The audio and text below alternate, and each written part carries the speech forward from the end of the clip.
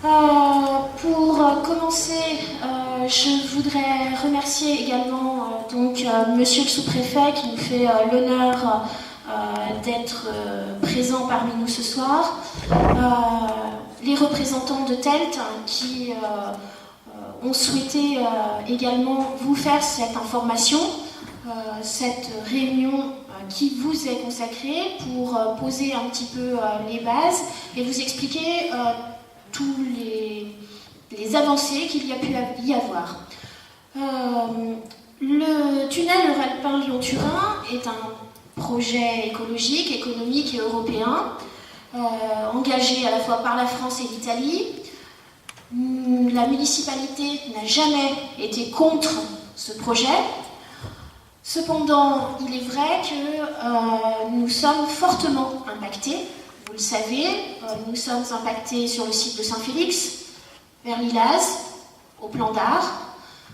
Et puis là, dernièrement, nous avons appris par voie de presse qu'il y aurait des camions qui circuleraient entre le pont des Anglais en bas de Ferropem jusqu'au transformateur, utilisant ensuite cette ex-RN6. Pour nous, cela pose plusieurs problèmes, des problèmes de sécurité, réellement, puisque la visibilité est quasi nulle en sortie d'ex-RN6 et que cela peut potentiellement générer des accidents. Cela pose également des problèmes de santé, puisque les camions ne sont pas bâchés, ça on en avait parlé, de nuisances sonores et visuelles. Donc pour toutes ces raisons, il est vrai que nous n'étions pas tout à fait ravis de ce qui se passait et nous en avons fait part. Et puis de savoir ça un petit peu de manière détournée par la presse, là aussi TELT comme les services de l'État s'en sont excusés, les excuses ont été d'ailleurs fort appréciées. Depuis, plusieurs réunions ont eu lieu. Plusieurs avancées ont été faites par TELT. Ils vont vous les exposer ce soir. La municipalité a proposé également plusieurs autres possibilités que le passage de ces camions sur l'ex-RN6, notamment par l'ARC, soit par bande transporteuse, soit par camion. Ces projets, on vous expliquera les raisons pour lesquelles ont été plutôt refusés. En tous les cas, visiblement, les camions perdurent et ça nous inquiète énormément.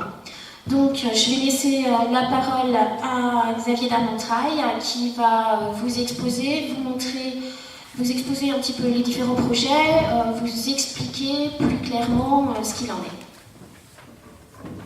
Madame le maire, je vous remercie. Monsieur le sous-préfet, mesdames, messieurs, bonsoir. Donc, je suis Xavier Darmontraille, le directeur territoire de TELT, donc tunnel Euralpin-Lyon-Turin. Je vais donc, comme l'a dit Madame le maire, d'abord vous donner l'état d'avancement de la section transfrontalière de Lyon-Turin. Et ensuite, donc, on vous présentera plus précisément le chantier actuel donc, de canal de reconnaissance de Saint-Martin-la-Porte et les impacts donc, sur la commune de Montchy-Alban. Donc, avec moi, il y a Jacques Triclot, qui est le directeur de la maîtrise d'œuvre du chantier de Saint-Martin-la-Porte, Florent Martin, qui est le directeur du groupement d'entreprise, Éric Vaillot, donc, qui est mon collègue, qui est responsable de la concertation avec les territoires, Élodie Manceau, qui est chargée de mission auprès du sous-préfet de Saint-Jean-de-Maurienne donc pour les relations territoriales et institutionnelles, Nicolas Rogès, qui est le responsable des travaux de surface donc pour le groupement d'entreprise, et Marion Talek, qui est la responsable communication. Donc voilà, je pense qu'on sera à même de répondre aux questions que vous pourrez nous poser. Oui, je m'assois comme ça, vous verrez bien.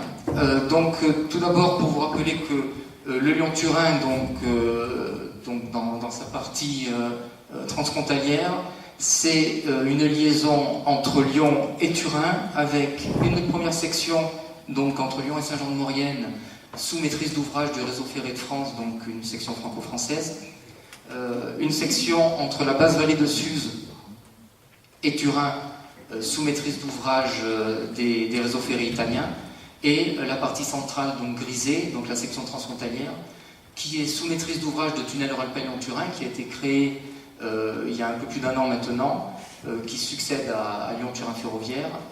Les missions de TELT sont de réaliser cette section transfrontalière et ensuite de l'exploiter sur 99 ans. Donc l'objet principal de la section transfrontalière, c'est un tunnel de base que vous avez en rouge donc, sur la diapositive, par rapport au tunnel historique actuel qui est en jaune, donc qui est à peu près 14 km de long. Le principe de tunnel de base, c'est de rentrer dans la montagne à partir du moment où les rampes, les courbes et les conditions d'exploitation ne sont plus des conditions d'exploitation pour du fret ferroviaire moderne. Donc à partir du moment où la montagne ne permet plus donc, de faire des exploitations modernes, on rentre donc au niveau de Villars-Clément, de Saint-Julien-Mont-Denis. Côté italien, on sort dans la base de la vallée de Suse.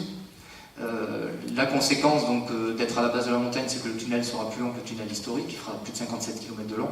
Par contre, ces pentes, ces rampes et ces courbes permettront une exploitation comme si on était en plaine.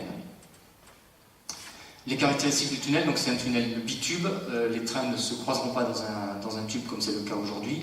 Il y aura un sens de circulation par tube, des rameaux de communication espacés tous les 333 mètres, 3 descendries côté français et une galerie d'accès côté italien, 2 puits de ventilation, dont un à Vrieux côté français et un dans la Val Cléria côté italien. À ce jour, on a réalisé déjà 3 descendries, donc c'est les 3 petits traits violets que vous avez sur le schéma. Donc en partant du bas de la vallée, la descendue de Saint-Martin-la-Porte qui a fait un petit peu plus de environ 2,5 km qui a été réalisée entre 2003 et 2010. La descendue de l'Apra qui a été réalisée sur 2,5 km entre 2005 et 2009. Celle de Villarodin-Bourget-Modane qui fait un peu plus de 4 km, donc réalisée entre 2002 et 2007. Côté italien, on est en train de réaliser une galère de reconnaissance au tunnelier. Aujourd'hui, elle a dépassé 5 km sur les 7 km et demi qu'elle fera au final.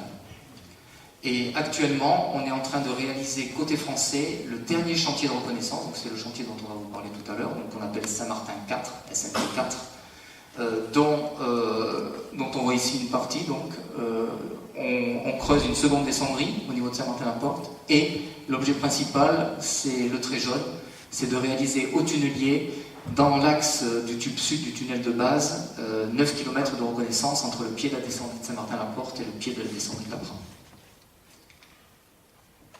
2015 a été une année décisive pour la section transfrontalière du projet, avec l'approbation côté italien de ce qu'on appelle le Progetto Definitivo, qui est l'équivalent administratif de la déclaration d'utilité publique côté français.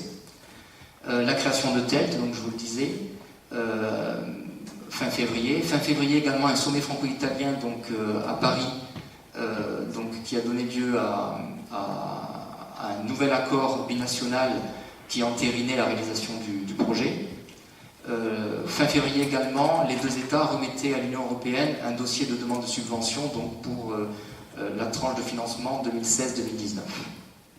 Et en parallèle, on faisait la certification des coûts et on attaquait les acquisitions foncières. Et fin 2014, début 2015, on attaquait les travaux de reconnaissance de Saint-Martin. Je vais passer là-dessus. En 2016, nouveaux accords franco-italiens, avec notamment le sommet de Venise le 8 mars, actant donc un protocole additionnel à l'accord binational sur l'indexation des coûts et le règlement des contrats, incluant un chapitre sur la lutte anti-mafia. C'est-à-dire mettre en œuvre côté français, sur les contrats côté français, les mêmes notions de lutte anti-mafia que ce qui se passe sur les contrats en Italie. Les gouvernements se sont également engagés donc, pour ratifier les accords de 2015 et de 2012 et de 2015 avant fin d'année 2016. Quelques mots sur les coûts. Donc jusqu'à présent, et les travaux de Saint-Martin-la-Porte 4 en font partie, on est en magnitude de reconnaissance, financé à 50% par l'Europe et à part égale 25% par la France et l'Italie. Les coûts certifiés donc, par un certificateur, le complément Tractable Engineering, ont été certifiés à 8,6 milliards d'euros, dont 8,3 milliards d'euros suivant la clé de répartition donc, du camembert que vous avez en bas, 40% de financement de l'Union européenne, 35% de l'Italie, 25% de la France. Et, écrit plus petit, 300 millions d'euros à financer par chacun des États. C'est ce qui correspond aux acquisitions foncières d'une part, aux déviations des réseaux d'autre part. Au niveau planning, on continue donc les travaux de reconnaissance. On finalise les études, donc on fait la révision finale du projet de référence. C'est le deuxième trait bleu. Le trait vert, ce sont les procédures d'acquisition foncière, aussi bien côté français que côté italien.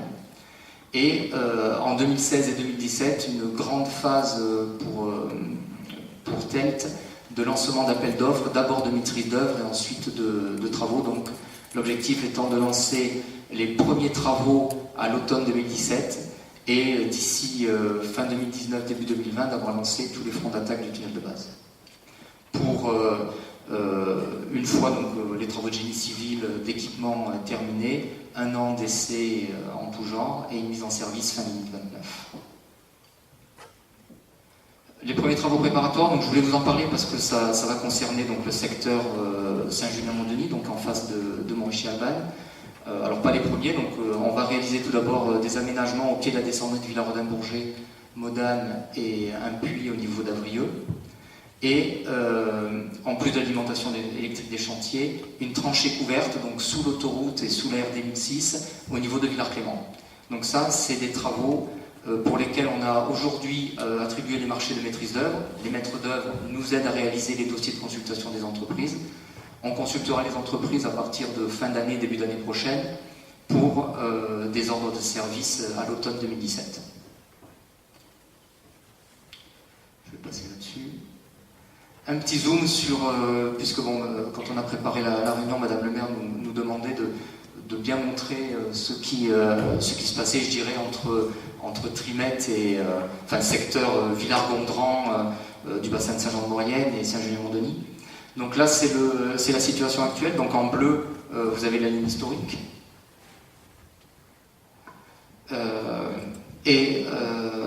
En pointillé rouge, donc l'axe de la future voie ferroviaire. Là, c'est en projet cible. C'est-à-dire qu'en projet cible, la plus grosse différence dans ce secteur-là, c'est qu'actuellement, vous avez la RD 1006, enfin la RD 906, qui passe au-dessus des voies ferrées pour ensuite aller jusqu'au premier rond-point et aller vers Saint-Jean-de-Maurienne.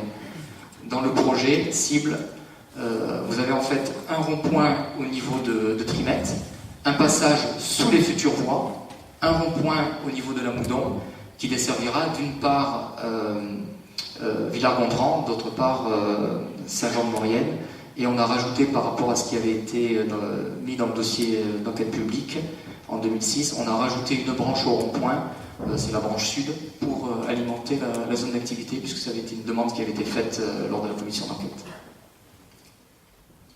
Donc un zoom sur ce secteur-là, donc il y aura une sous-station électrique, donc pour ceux qui connaissent au niveau de là où il y avait l'entreprise Martin Airboat.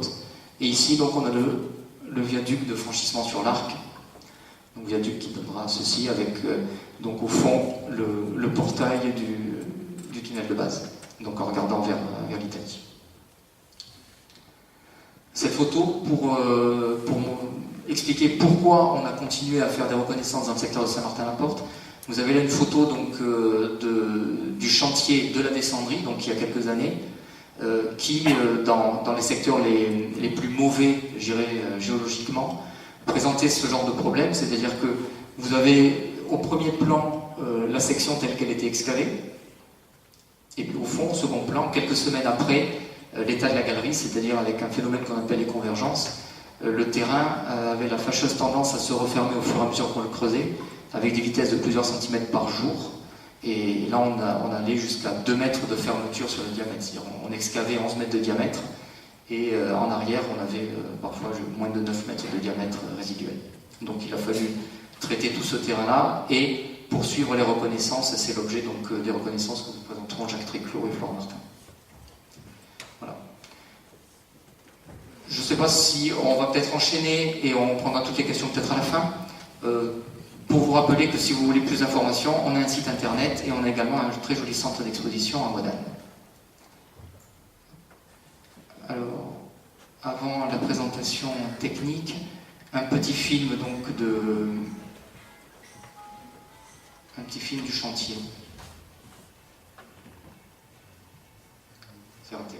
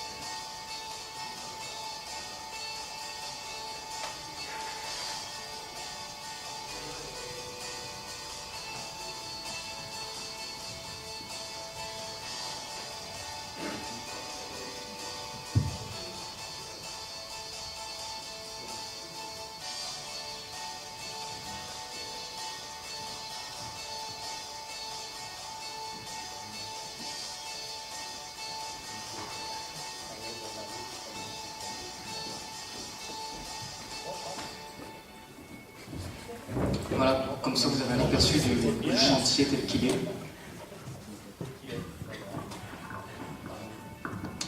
Bonsoir à tous, Florent Martin, donc je suis directeur du projet pour le groupement d'entreprises attributaire du projet donc SNP4, objet du film que vous venez de voir. Donc je vais vous faire une petite présentation des travaux en cours, des travaux à venir, jusqu'à la fin de notre marché, objet du contrat que l'on doit exécuter. Et dans un deuxième temps, je vous présenterai tous les aménagements sur les RD 81A et les conditions d'accès au site de Plan d'Arc.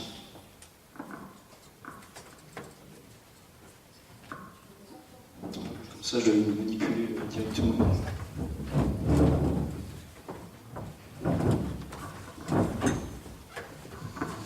Donc, notre secteur, comme l'a expliqué Xavier, donc un secteur de 9 km compris entre la descendée de Saint-Martin-la-Porte et Lapras, sur la commune de Saint-André. Le projet donc, que vous avez vu, donc on va passer rapidement. Donc notre secteur de reconnaissance se situe donc dans le Houiller Briançonnais. C'est une unité caractéristique par son hétérogénéité, d'où les reconnaissances qui vont être réalisées dans ce secteur le plus difficile du projet. Des fortes convergences sont attendues du fait des couvertures et des matériaux rencontrés. Ce houiller briançonnais est constitué donc de schiste, de charbon et de grès. Notre groupement d'entreprise, donc le maître d'ouvrage TELT, un maître d'œuvre, représenté par Jacques Triclot ici, constitué d'Egis et Alpina, et notre groupement d'entreprise, constitué de 6 sociétés, Spibattiolté, PCI et Sotrabas, Eiffage, Gela, CMC et Cogelis. Gela, CMC et Cogelis sont 3 partenaires italiens. Donc nous avons un marché par bon de commande. Nous réalisons actuellement le bon de commande numéro 1 pour 291 millions d'euros et 2 bons de commande successifs viendront à partir de fin d'année pour une valeur moyenne de 100 millions d'euros, soit un montant de marché de 391 millions d'euros. Notre projet se décompose en 4 sous-ensembles. Un premier sous-ensemble qu'on appelle partie 1 sur le plan, qui étaient les travaux que l'on a réalisés durant l'année 2015, consistaient les aménagements pour la future chambre de montage que vous avez vu dans le petit film, et tous les aménagements de la descente existante. Puis nous avons un deuxième sous-ensemble qu'on appelle la partie 2, qui est les travaux d'excavation tunnelier. Le montage du tunnelier est en cours, on verra ultérieurement. Une partie 3, qui est la nouvelle descendrie, que vous voyez en bleu ici, qui va nous permettre d'éviter le front géologique extrêmement difficile et de réaliser ce tronçon du tunnel définitif dans ses conditions les plus complexes. Et enfin, une quatrième partie, les travaux sont en cours actuels, c'est l'aménagement de la sortie du tunnelier, une galerie et une chambre de démontage du futur tunnelier. Notre planning des travaux, donc je l'ai dit, 2015, nous avons réalisé tous les travaux préparatoires d'installation du chantier.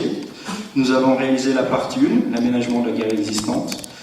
Le tunnelier donc, est dans sa phase finale de montage, il va démarrer mi-août. Et on a un percement qui est prévu pour fin 2018. La partie 3, nouvelle descendrie est en cours, on est au PM 1200 à l'heure actuelle, sur une longueur de 1750 mètres à réaliser, puis il nous restera 1000 mètres à réaliser sur le tunnel définitif. Ces travaux sont très longs, du fait de la complexité et des soutènements qui sont à mettre en œuvre, donc on a des hypothèses lourdes qui peuvent nous amener jusqu'à 2021. Quoi qu'il en soit, 80% de notre marché sera réalisé en 2018. Donc les travaux. Je vais essayer d'aller assez vite, mais si je vous ennuie, on abrégera un peu du point de vue technique. La partie 1, donc les travaux d'aménagement de la galerie existante, avec la réalisation en fond d'une chambre souterraine.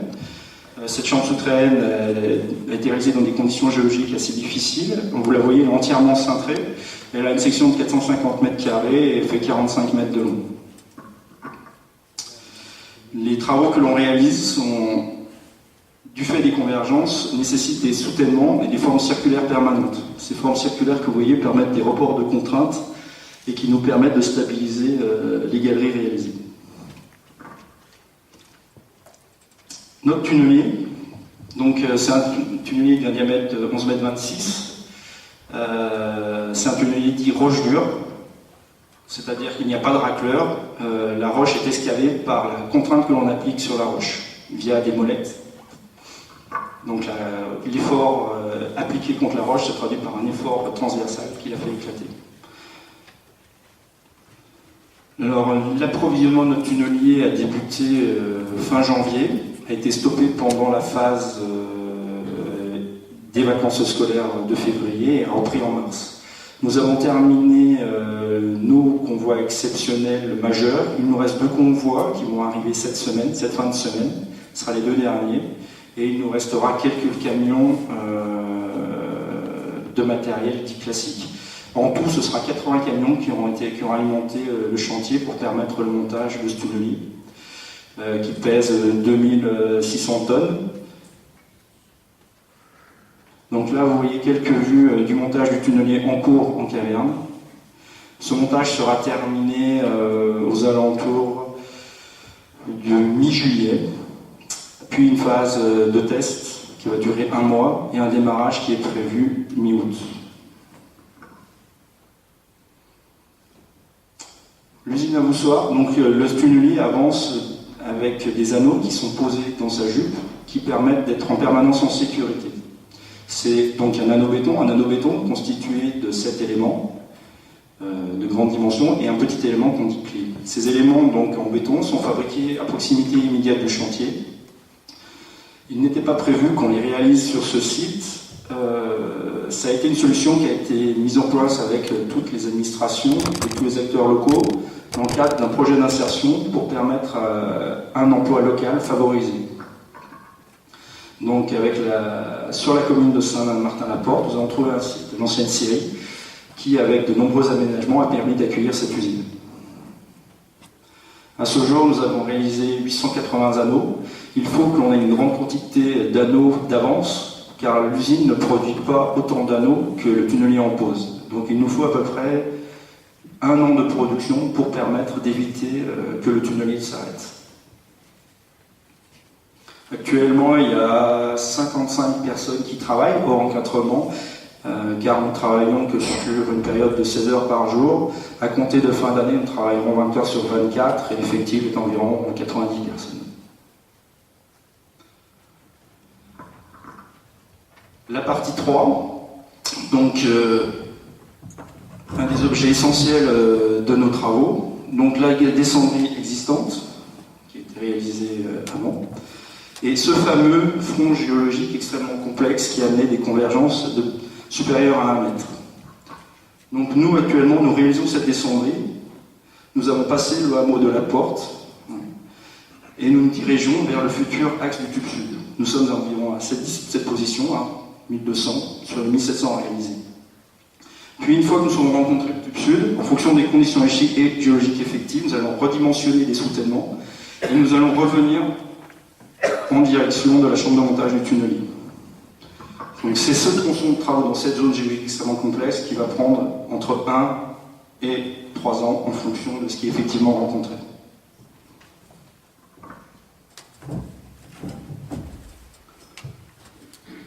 Donc là, vous voyez quelques photos de la descendrie en cours et du matériel qui est utilisé. Ces travaux sont réalisés à l'explosif, dans une roche en alternance calcaire, schiste et un peu d'anhydrite.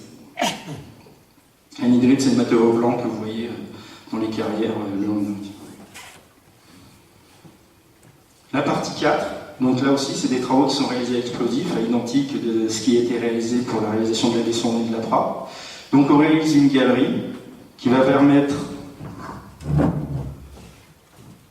de rechercher l'axe du tube sud.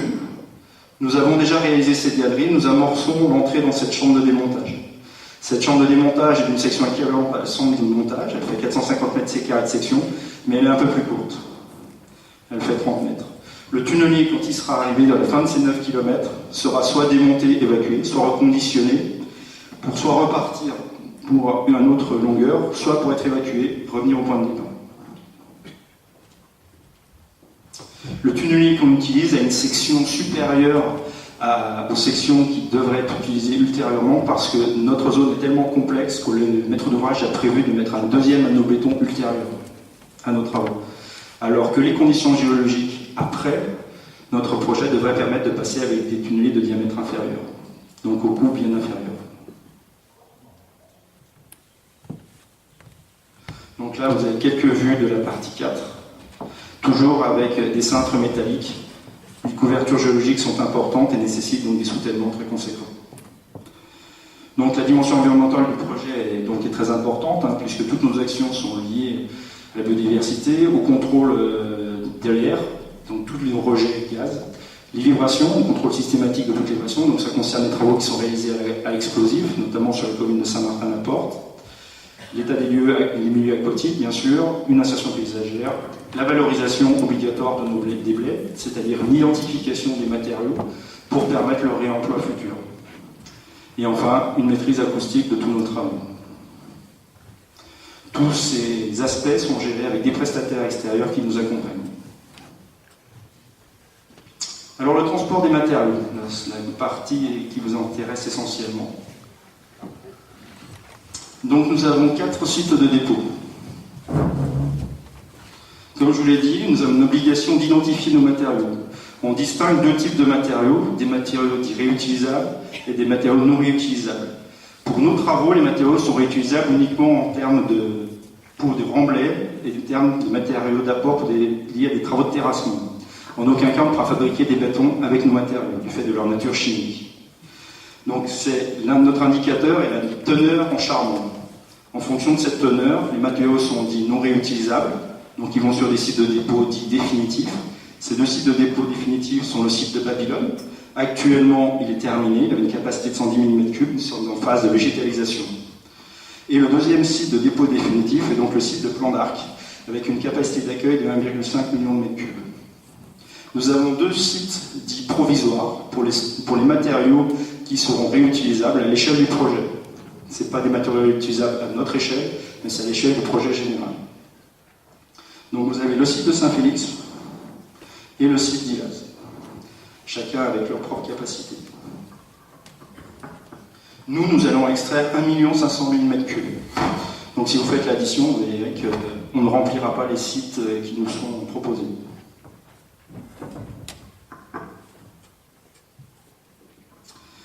Donc, deux types de matériaux sont excavés. Les matériaux à l'explosif.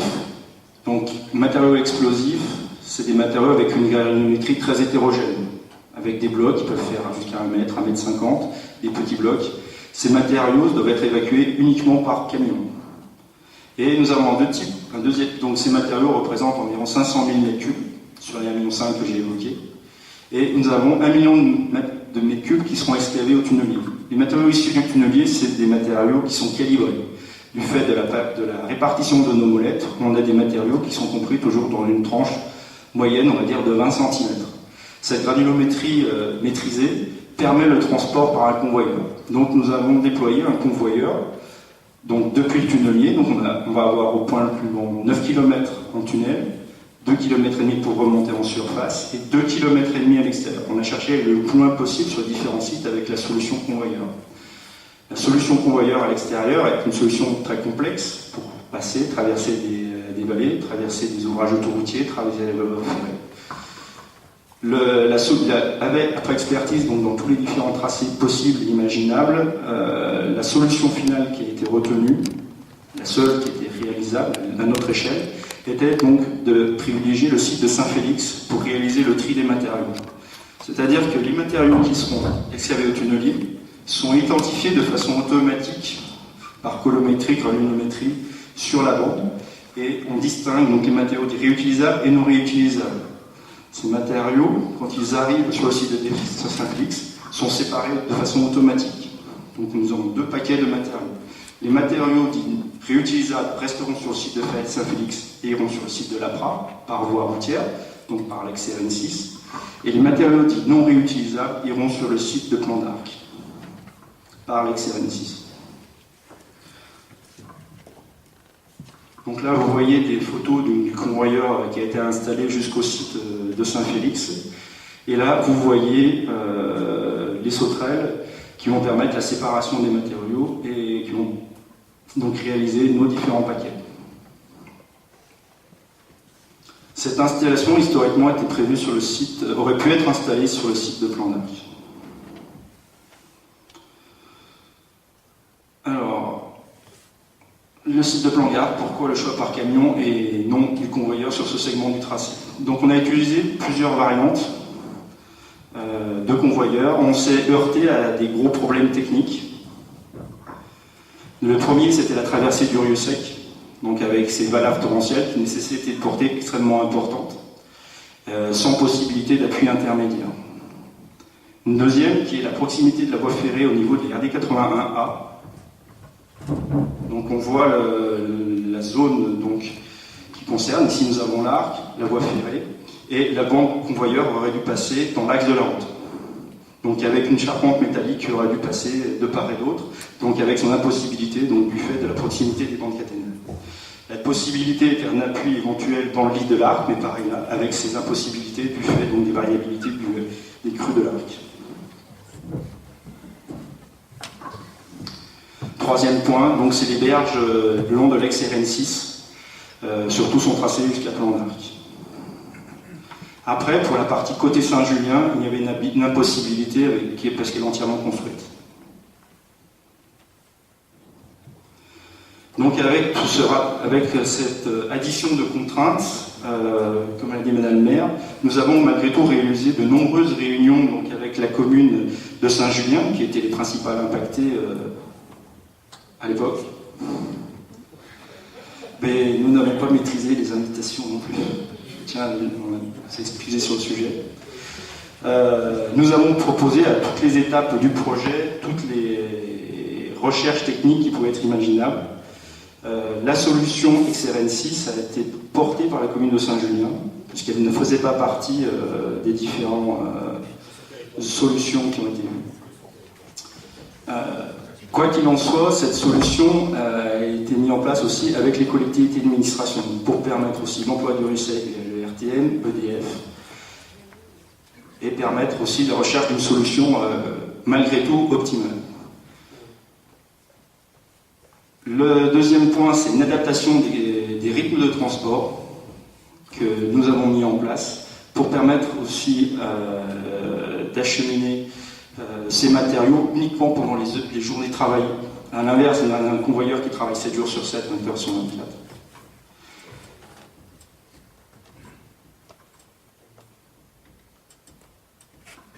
Et la réalisation d'aménagements pour tous les accès sur votre plan d'arc. Donc que ce soit les connexions sur la RD 1006, les rampes d'accès ouest et tous les aménagements sur l'accès L6.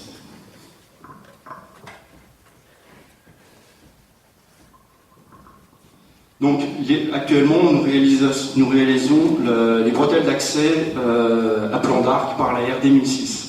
Vous avez dû les voir, ils sont sur le côté. Donc par cet accès accéderont les matériaux issus des travaux à l'explosif, comme il était prévu par le marché. Également les transports pendant la phase préparatoire, tous les transports de matériel lourd. Et cet accès permettra surtout une gestion pérenne de nos accès, notamment pendant les phases de crue de l'Arc, du cru du RUSEC. À ce jour, en moyenne, nous avons des fermetures constatées d'environ 10 jours par an, du fait des variabilités des cours d'eau. Et nous avons également convenu de cibler des périodes, en période de fréquentation, un accès de la commune, pour passer sur cet accès.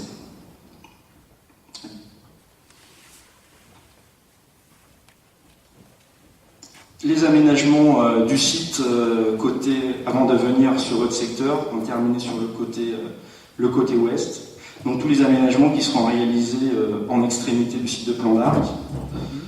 Donc une nouvelle voirie qui passera en dessus de l'ancienne voie Mougin qui sera fermée, avec un ouvrage sur le cours d'eau et un accès direct au site de plan d'Arc. La création d'une nouvelle voirie pour raccorder au rond-point, qui remplacera l'ancienne voie Mougin. Donc là, vous avez une représentation schématique de ces accès. Là, on voit les arrivées sur le site par XRN site, les aménagements qu'on va réaliser. Je vais passer assez vite pour arriver sur votre secteur. Donc le secteur du Bochet, on aura une coactivité avec les travaux d'enrochement qui seront réalisés a priori en 2017. Donc cette expertise a déjà été réalisée avec le RTM. L'utilisation de l'XRN6 et des RD81, entrée 2016, automne 2018. Donc a priori 600 000 m3 de matériaux non réutilisables devraient être transportés sur le site. La cadence journalière de ce flux, c'est environ 1200 m3 par jour, soit environ 120 camions par jour. On raisonne toujours avec, comme je le dis, nos régimes de pointe. Cela correspond à environ un camion toutes les 2 minutes. Si on prenait le sens aller-retour, quelqu'un qui s'arrête ici, il verra un camion toutes les 2 minutes. Le fuseau horaire qui est retenu pour cette analyse, c'est un fuseau de 8 heures par jour. Nous sommes théoriquement sur 7 heures, 12 heures, 13 heures, 19 heures. Nous avons installé des compteurs depuis quelques mois sur le secteur RD80A afin d'affiner au mieux les flux prioritaires de circulation, afin de caler nos rotations de camions, que ce soit le démarrage, afin d'éviter ces flux préférentiels de circulation. D'après les données de ces compteurs qui sont réalisés depuis donc 2 mois, notre circulation amènerait 25% de plus sur le secteur par rapport au flux actuel. On les a mis en avril. Après la saison. Oui, on s'est calé par rapport aux flux les plus bas. On veut isoler la partie riverain. Sinon, ce serait pas bon de fin. On nous aurait dit qu'on aurait eu des chiffres. Tout à fait. Merci bien.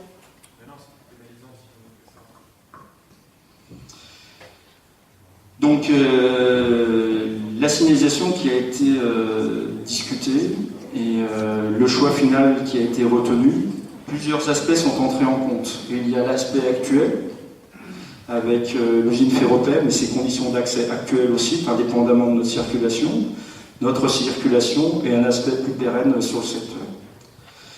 La solution qui a été retenue, ce qui semble actuellement le plus pénalisant, c'était la circulation des piétons sur un secteur non sécurisé entre les 2 tronçons d'ex-RN6. Donc il a été proposé une solution par feu que nous avons appris, qui permettra aux piétons de traverser le secteur en sécurité. La circulation se trouvera arrêtée à la demande des piétons. A priori, c'est quelques piétons par jour.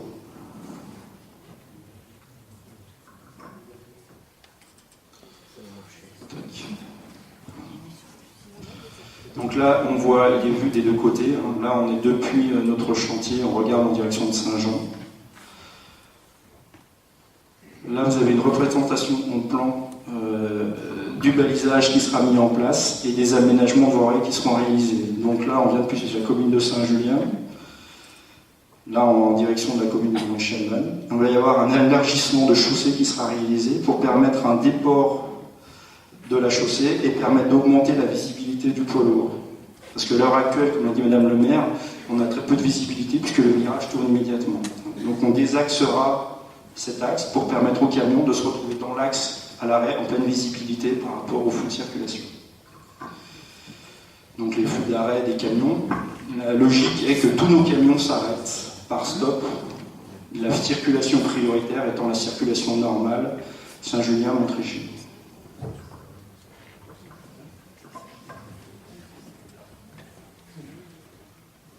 Donc là, vous avez la vue des aménagements côté Saint-Martin-la-Porte, avec le principe d'arrêt et de stop, et l'arrivée du véhicule. Le passage piéton que je vous ai évoqué donc, est situé ici, juste avant le passage inférieur du cours d'eau.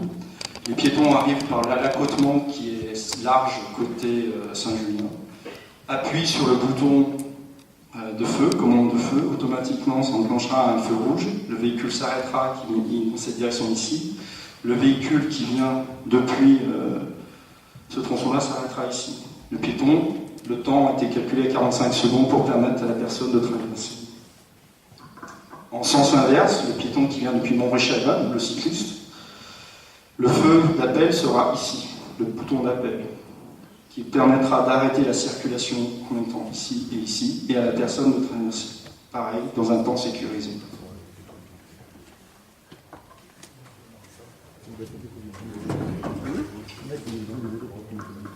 Donc ces aménagements ont été convenus avec le Conseil général 73, service des voiries. Donc ils ne pouvaient pas être là ce soir, mais c'est eux qui ont piloté tous ces aménagements. Donc il prévoit également donc, une limitation de vitesse, donc, les panneaux d'avertissement que je vous ai montrés, et une signalisation verticale et horizontale, marquage au sol. Et enfin les élargissements de voiries sur les 2 extrémités. Le planning de ces aménagements. Donc on a en phase finale de toutes les autorisations administratives. En fait, ces autorisations administratives concernent essentiellement la nouvelle voirie Mougins que je vous ai montré sur la partie ouest, sur les terrains des CFTRF, avec des transferts de propriété. Les installations de clôture tronc d'arc sont quasi achevées. Le tronçon RD80A, donc c'est l'aménagement carrefour feu, se ferait au mois d'août, pour permettre nos travaux d'aménagement de la RN6. Les travaux de transport des matériaux, eux, ne sont pas prévus de débuter avant le mois de novembre. Ça permettra également, avec peu de circulation, de se rendre compte de l'efficacité déjà du système qui est installé et qui permettra de le corriger si nécessaire.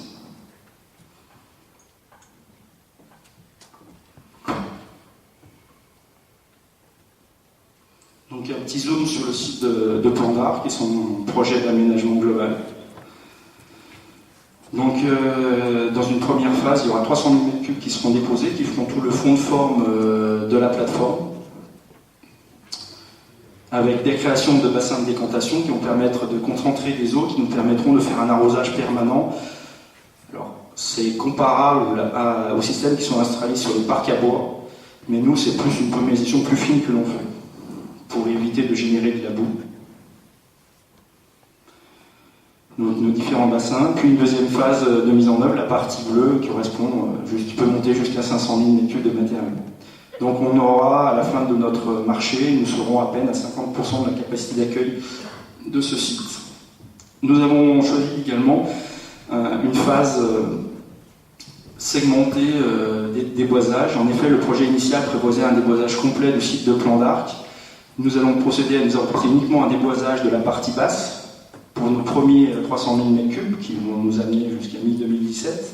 Et après, nous enclencherons la deuxième phase de déboisage qui correspond uniquement aux travaux que l'on mettra en place pour avoir utilisé déjà cette végétation en termes d'amortisseurs, en termes de bruit et poussière.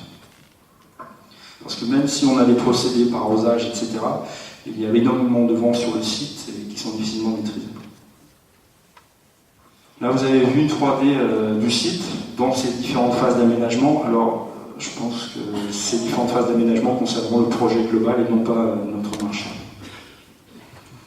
À la fin, on sera une restitution complète et végétalisée du site qui fera un fond uniforme entre sa zone ouest et sa zone est. Donc, comme je l'ai dit, différents systèmes d'arrosage qui seront mis en place. Alors, la citerne concerne uniquement l'ex-RN6. L'ex-RN6 sera traité dans ses amorces par enrobé, 15 cm, et puis par un bicouche sur le reste du tronçon. Le revêtement bicouche, c'est ce qui a été mis en place sur le site de Babylone, qui est adapté donc à nos circulations. Le contrôle des poussières, donc il y a déjà un contrôle de poussière qui est installé sur le site pour faire des états zéro et en périphérie de votre commune. Donc par des mesures de plaquettes. Je n'ai pas. Parallèlement à ça, nous avons installé également tous les micros pour refaire tous les états zéro au niveau phonique et dimensionner et modéliser nos travaux. Si vous le souhaitez, comme je l'ai proposé, nous pourrons faire intervenir notre prestataire, puisque nous avons un prestataire dédié à ces travaux, qui pourra venir vous exposer ce qui a été vu, ce qui a été dimensionné et ce qui a été caractère limitant pour déterminer le nombre d'engins qui seront mis en place sur les sites et respecter tous les seuils réglementaires qui nous sont imposés et qu'on va respecter. On est libre pour vos questions. Excusez-moi, vous parlez beaucoup des poussières et des précautions que vous prenez pour les poussières. Les précautions que vous preniez pour les gaz d'échappement des véhicules qui vont circuler, vous avez dit 1000 et quelques camions par jour, toutes les 2 minutes. Oui, c'est 25% plus de circulation. Les gaz d'échappement des voitures diesel, des camions sont cancérigènes. Vous avez mis des précautions de mesure, j'imagine, pour les vérifier et informer la population des risques réels qu'elle va encourir. La poussière, c'est peut-être facile à cacher avec de la flotte, mais les gaz toxiques que vont dégager les camions, est-ce que vous avez prévu de les mesurer et les quantifier pour informer la population des risques que vous leur faites encourir? Alors nous avons nos obligations légales en termes de normes sur les motorisations, qui sont des normes Euro 3, Euro 4. C'est mes obligations. Moi, je peux raisonner que mes obligations. Et nous avons un contrôle mensuel par opacimètre pour respecter tous ces niveaux par rapport à l'obligation qui est la loi. Après, à partir de là, je ne peux pas aller plus que ce qui est la loi. Donc les habitants du coin ont effectivement intérêt à vérifier la loi, à vérifier que les contrôles soient bien faits et qu'ils ne vont pas en crever directement. Votre réponse est différente. Moi, je n'ai pas bien compris pourquoi vous avez choisi notre commune et pas Saint-Julien qui était à la base. Je n'ai pas compris qu'est-ce qui a orienté ce choix, sachant qu'on a une commune qui est en relation directe avec le tourisme. Je n'ai pas compris. c'est-à-dire pour le... La ex-RL6, pas la 1006. Donc, la RD 1006. Pourquoi la RD 1006? Pourquoi l'ex-RL6? Saint-Julien, l'espace tourisme, il y a une station de Suboyeux au niveau impact direct. Donc, vous allez me dire si je me trompe. Pour moi, les deux itinéraires sont sur la commune de Saint-Julien. La RL6 n'est pas sur la commune de Non, mais je veux dire, mais c'est important parce que pour moi, je ne suis pas, comme je vous l'ai dit, il y a, depuis le début, Le RL6 a un impact sur notre commune. Il n'a aucun impact sur la commune de Saint-Julien. Vous l'avez dit vous-même, c'est le choix de Saint-Julien de se mettre ici. Alors, le côté RD 1006, donc extrêmement circulé, et depuis le départ, on a un engagement en termes de quantité transportée sur le RD 1006. Ça, c'est un premier élément. Le deuxième élément, c'est les conditions d'accès par le côté Saint-Julien. Le côté ex-RN6, il y a à part la maison de M. Gervasoni, est le seul habitant impacté, alors que le côté Saint-Julien est impacté entièrement par les habitations. En proximité immédiate. Là, on va donner en proximité immédiate. Eux, ils sont en proximité immédiate. Quelle quantité Sur sur la 2006? les RD 1006, on est à environ 25% des quantités qui doivent aller sur le site de Plan-Lac. C'est-à-dire combien de camions par jour? Sur la même cadence que ce que je vous ai évoqué. Oui. C'est la même chose, hein, le flux le même, qu'il soit d'un côté ou de l'autre. Le permis à l'occasion, vous avez remarqué que l'arrêté préfectoral de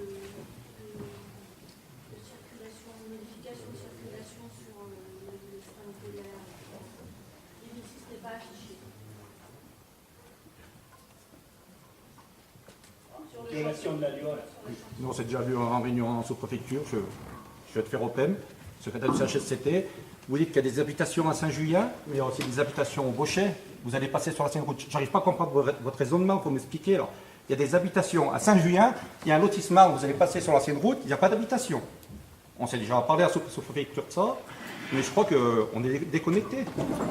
Il y a des habitations aussi bien de ce côté. Vous allez déranger les gens plus du côté du Brochet que de Saint-Julien. Il faudra m'expliquer votre raisonnement. S'il vous plaît. Allez-y.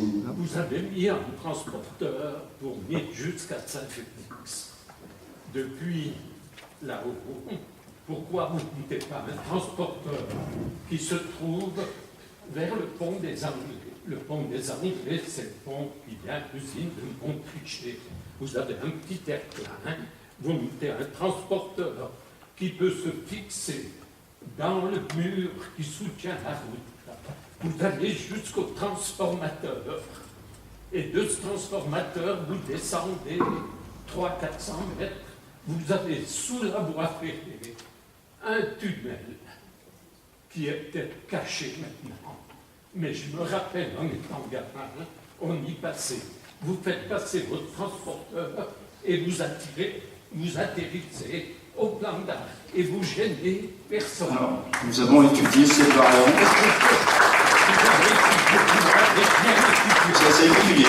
Nous avons étudié cette variante, tout à fait. Solution que la municipalité a proposée, effectivement. Nous l'avons étudié. Et sa passivité est impossible, même que la piste d'accès par la version routière. Pourquoi? Alors ça, je voudrais bien raison. Donc tout simplement parce qu'on ne peut pas s'ancrer dans le cours de l'arc. Mais vous n'êtes pas dans le cours de l'arc. On doit passer sous l'ouvrage. Vous êtes tout le long sur la digue. J'ai vu, moi, ce que vous avez installé à Saint-Martin. C'est charpent. Vous pouvez très bien les mettre en bordure de là, sur le béton du mur qui soutient, et vous filez tranquillement jusque dans la maison de M. Gervasoni, au transformateur. Là, vous traversez l'ancienne nationale 6 et vous trouvez un tunnel qui passe sous la voie ferrée. Un tunnel, quand on était gamin, on passait dessous, on s'amusait. Et puis vous êtes au plan et vous gênez personne. En effet, nous l'avons étudié. Tous les appuis le long de l'arc ne peuvent permettre la mise en place de ce convoyeur. On a des garanties, vous avez une zone circulée. Par rapport à ça, on a des obligations en termes de sécurité et de garantie des appuis. Et les appuis, exclusivement, de toute la digue sur le mur, tous les aménagements qui vont être lancés en 2017, ne permettent pas la mise en place de ces appuis. Nous avions utilisé sur le secteur, donc je peux aller plus dans le détail, deux types d'installations. Une installation type convoyeur classique et une solution à câble avec Pomal-Magalski et Doppelmayr. Ces solutions alors à câble, pareil, nécessitaient aussi des aménagements qui rendaient quasi impossible l'aménagement sur ce secteur. La solution qui aurait été la plus, s'il n'avait pas eu la voie SNCF, c'était de créer des arches métalliques au-dessus de la chaussée et de passer dans l'axe de l'RD 81. Donc, le gars des éoliennes offshore, quand même.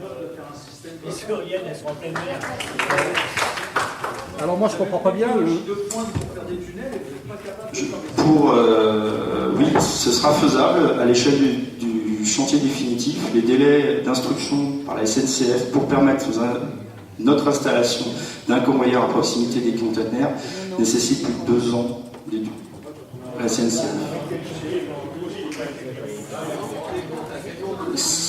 Et cette solution a été étudiée très tardivement par la avec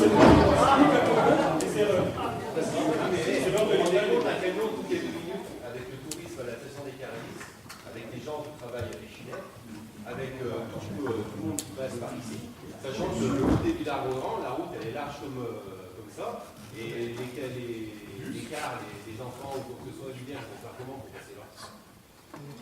Elle est dangereuse de l'autre côté là-bas, il y a pas de place, il y a d'activité, parce que les travaux ils commencent. Là il y a 60 camions. Vous vous rendez compte? C'est pas un pion pour un coton, on va arrêter le poil de la sécurité. Il faut arrêter les conneries. Comme on l'a dit tout à l'heure, il y a une station, il y a du tourisme, il y a l'été, il y a l'hiver. Là, vous faites des résultats de station. Le compteur, il fallait le mettre. Pour des comptages, quand il y a le compteur au mois de février. Justement, c'est pour mesurer l'impact le plus fort par rapport pour les plus bas. Mais non, mais ça, je veux dire, il n'y a pas de neige, il n'y a rien à ce moment-là, et même les gens, ils peuvent passer par là. Après, comme tu fais passer par là en hiver, l'impact, c'est pas le même, la vie. Comment on peut rendre 100 au milieu de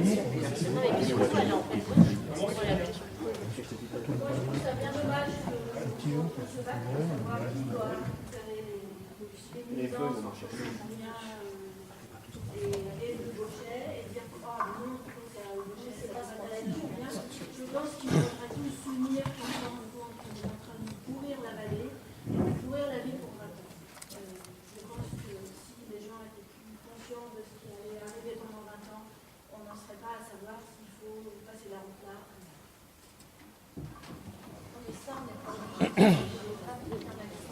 Au niveau des poussières, vous dites que vous allez arroser, vous maîtrisez ça. Je vois ce qui a été fait, ce qui se passe au niveau du barrage de Saint-Félix. Est-ce que vous maîtrisez les poussières? C'est pour ça que je vous ai évoqué un système automatique, on fera au mieux et on joue sur la végétation. En ce moment, c'est incirculable. En vélo, c'est incirculable. Vous êtes aveuglé, D'où la révision du projet initial pour limiter tout ce qui est défrichement et limiter par rapport aux zones qui sont effectivement traitées et limiter tous les espaces à découvert. Donc nous avons l'ensemble du tracé est traité en enrobé comme sur une chaussée classique. Pour information, depuis début 2015, nous escavons et nous transportons l'équivalent de ce qui passera sur cette zone-là déjà en allant directement sur la ligne 6 en alimentant le site de Babylone. Nous travaillons, donc l'hiver, nous avons des conventions et des constats réguliers avec le Conseil général centraliseur. Nous avons éventuellement, quand il peut arriver que nous avons des salissures, puisque nous gérons aussi des pistes cyclables le long de la RD 1006, et nous traitons de façon hebdomadaire. Vous savez qu'il n'y a pas de soleil pendant 3 mois là-bas.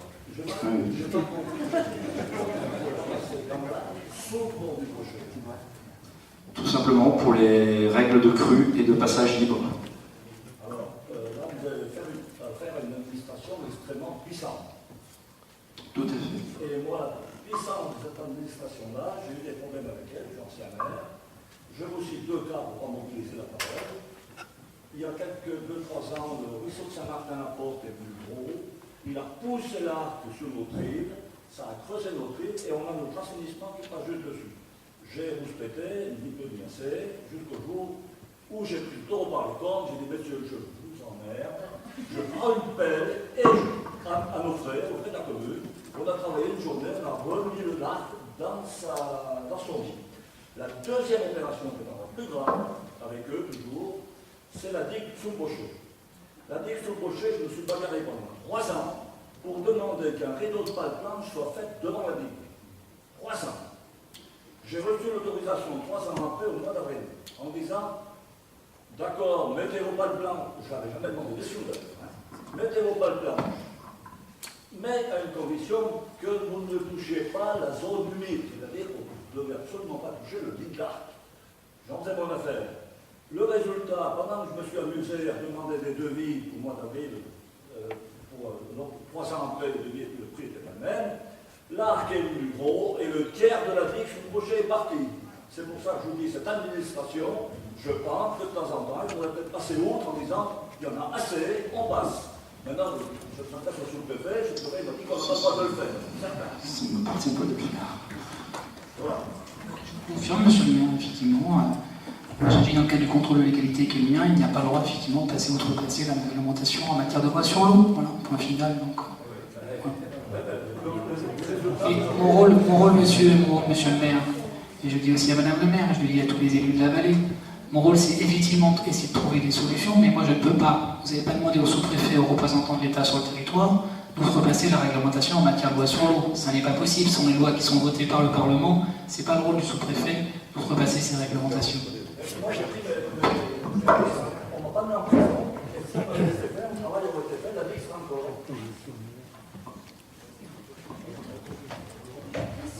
Si on apprécie votre travail, nous, l'impact va être au quotidien. Personnellement, ce que j'aimerais, c'est savoir si je me sens sécurisée de faire la route de la montagne pour aller travailler dans une ville, que je ne glisse pas sur la boue. Vous dites que vous allez humidifier, il y a de la glace. Et c'est vrai que quand vous annoncez ça, ça fait comme moi, ça me fait peur. Honnêtement, c'est bon tous les jours. Alors, je vais quand même revenir.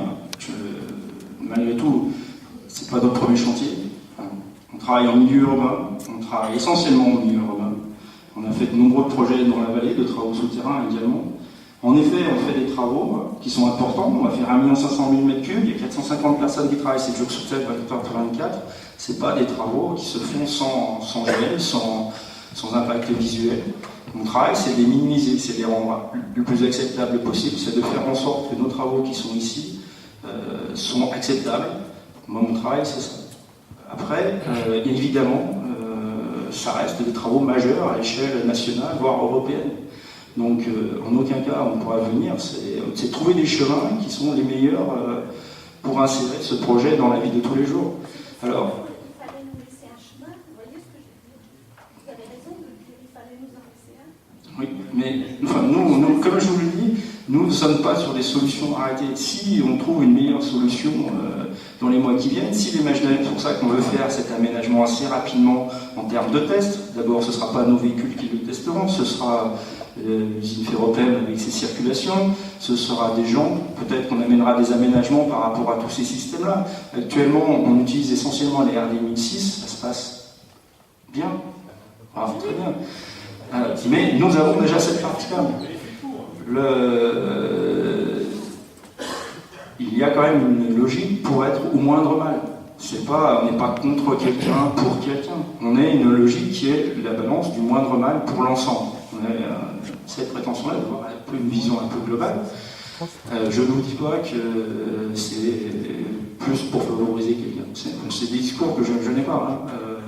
On a exploré pendant 1 an des solutions techniques. L'idéal de transporter et de livrer sur site, bien sûr que c'était même bien plus facile pour moi. Je n'avais pas de reprise, c'est qu'on a des vraies impossibilités techniques. Est-ce qu'il n'y aurait pas moyen de faire circuler le micro dans la salle? Mais j'ai vu s'exprimer une ligne. Oui, faire ça, ça dit 200, tout ça.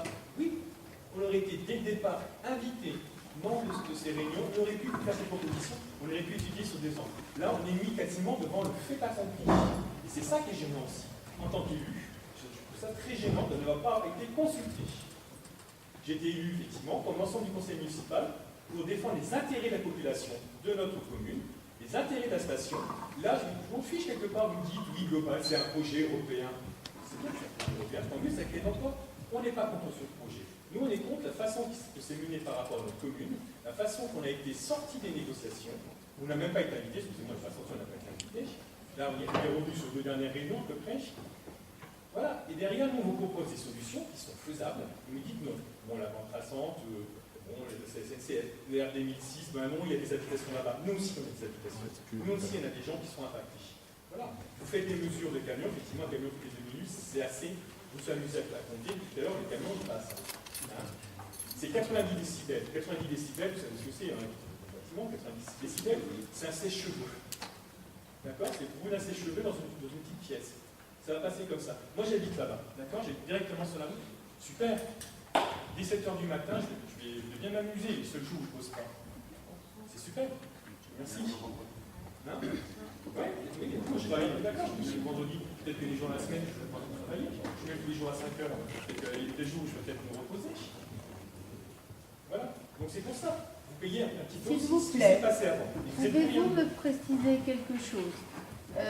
Lorsque vous nous avez montré les aménagements de la route après le pont Ferropem, l'agrandissement pour les camions, est-ce que nous aurons un aller et retour par la même route? Oui, tout à fait. Alors, vous avez déjà utilisé la route nationale courante pour Babylone, si j'ai bien compris. Pourquoi ne pas faire descendre à l'aller et n'avoir qu'un retour, déjà? Ou l'inverse? Au plan bas. C'est une solution pas étudiée. Moi j'ai une question. Non mais j'entends. Non mais attendez. Effectivement, c'est une solution qui n'a pas été étudiée. L'ensemble des aménagements qui vous sont proposés là aujourd'hui, c'est des aménagements, comme l'a dit monsieur Martin, qui peuvent évoluer. Donc, si on a fait cette réunion aujourd'hui, c'est pour vous présenter l'état de la réflexion, auquel Madame le maire a été associée dans le cadre de 2 réunions que nous avons conduites en sous-préfecture. Donc, évidemment, nous sommes preneurs de vos propositions. Madame, j'entends ce que vous dites. Donc, on va regarder, on va examiner. Donc, sur ce point-là, effectivement, on peut tout à fait regarder ce qu'il est possible de faire. Donc, ces aménagements ne sont pas définitifs. Voilà.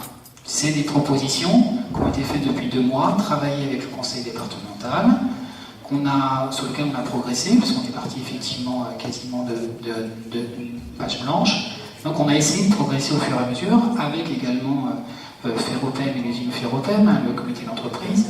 Donc voilà, donc maintenant il y a un certain nombre de propositions qui sont faites sur la table, il y a peut-être des aménagements qui ne sont pas suffisants, il faut peut-être qu'on les renforce, donc on va regarder ce qu'on peut faire et étudier toutes les propositions.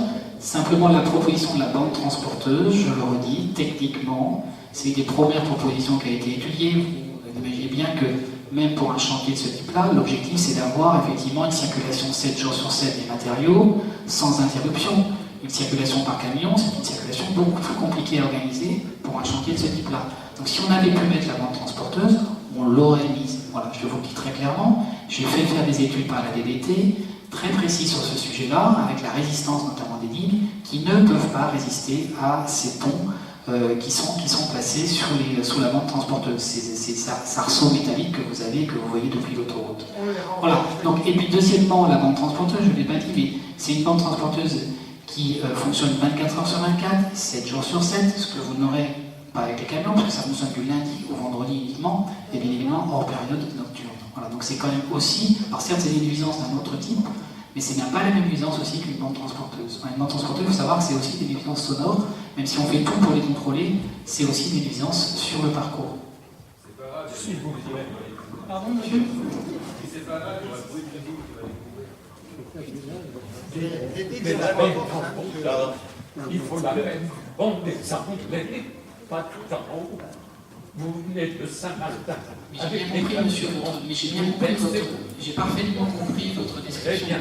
Alors, elle ne fera pas plus de bruit quand on les fours Ferropem. Et vous irez au plan tranquille, sans gêner personne. Et le jour où il y a les semis qui livrent après, qui restent bloqués dans la montée, hein, parce que moi je fais la route tous les jours, hein, j'habite en face et je travaille ici, j'ai mon entreprise ici. Des fois il faut 2 heures pour sortir les camions le matin. hein, parce qu'ils sont coincés. Parce qu'il y a commencé à en avoir un qui est en travers, l'autre qui est coincé derrière, et le troisième il arrive. Et là, vous allez rouler la nuit pour remplacer les voyages? Non, tout simplement, c'est les itinéraires de basculement, on passera par l'heure 1006. Ça fait partie des 25% que je vous ai dit dans la répartition. Quand il y aura également les crues du Rio Sec, les crues de l'Arc, et dans des périodes aussi ciblées pour des périodes touristiques. Moi j'ai une question s'il vous plaît. Les chauffeurs qui vont conduire ces camions, ils vont être employés par vous, par une entreprise extérieure? C'est un groupement d'entreprises composé de La Forésienne, Valérian et Casarin. Et vous croyez vraiment qu'ils vont se taper peut-être 20 allers-retours sur une journée, un seul chauffeur? Et vous croyez vraiment qu'il va s'arrêter 3 fois à l'aller et 3 fois au retour sur la route? C'est leurs obligations, ils transportent sur la route tous les jours. Et vous croyez vraiment qu'ils vont le faire?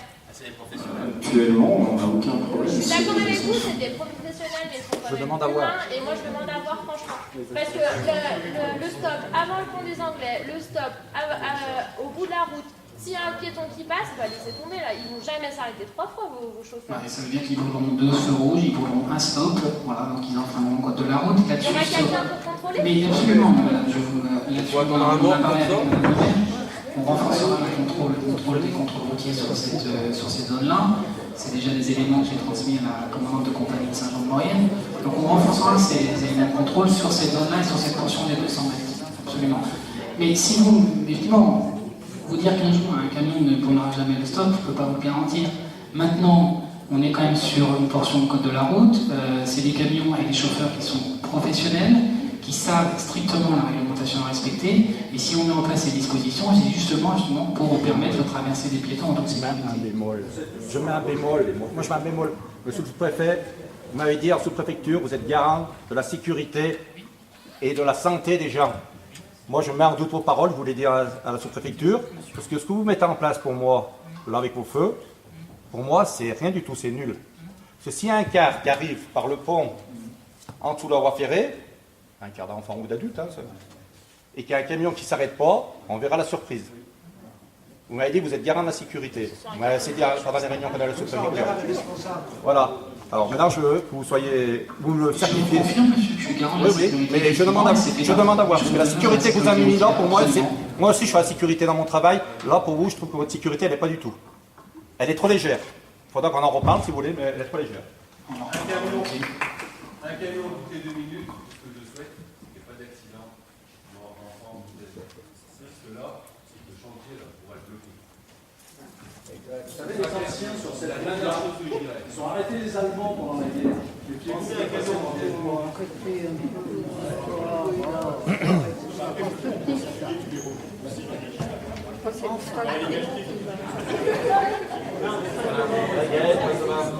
je veux revenir sur les nuisances sonores. Là, déjà, à l'heure actuelle, les camions, quand ils reculent, les travaux en face, on ne que ça. Donc, vous pensez mettre en place des solutions? Parce que, enfin, moi, je suis maîtresse d'école, je ne suis pas là toute la journée, mais je ne vais pas entendre ça le mercredi et tous les soirs. Hein. C'est pas possible. On devient fou à la fin. Est-ce que vous allez mettre en place des solutions?